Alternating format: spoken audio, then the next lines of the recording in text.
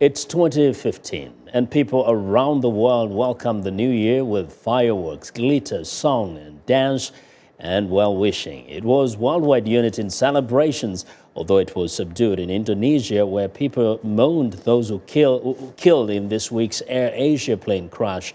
World leaders took the opportunity to send messages of peace. VOA's Latza Hoke reports.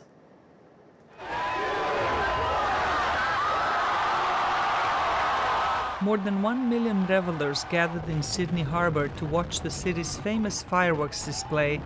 Similar spectacles took place in major cities around the globe. China's capital, Beijing, offered winter sports demonstrations and art performances in its Olympic Stadium, known as the Bird's Nest. The 4-hour show was meant to showcase China's bid to host the 2022 Winter Olympics. President Xi Jinping called for world peace in his New Year's message. We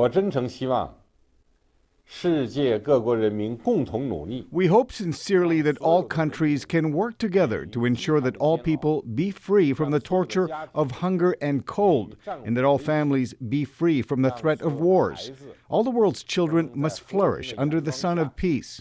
China's impoverished neighbor North Korea staged a 15-minute fireworks display in the capital Pyongyang as part of the New Year's celebrations. In Japan's capital Tokyo, revelers welcomed 2015 by releasing hundreds of balloons. In Europe, Pope Francis reiterated his trademark defense of the poor in the New Year's Eve Vespers service in St. Peter's Basilica. Senz'altro le gravi vicende di corruzione. Without a doubt, the degree of corruption revealed in recent days requires a serious and conscious conversion of heart for a spiritual and moral rebirth, as well as for a commitment to build a more just and brotherly city where the poor, the weak, and the marginalized are at the center of our concerns and our daily actions. German Chancellor Angela Merkel condemned burgeoning racist movements in Europe. She also had a tough message for Russia. Es steht völlig außer Frage, dass wir Sicherheit in Europa gemeinsam. There's no question at all that we want security in Europe together with Russia, not against Russia. But equally, there's no question of the fact that in Europe we cannot and we will not accept a so-called right of the strongest to violate international law. French President François Hollande called for unity and mutual respect among different ethnic and religious groups.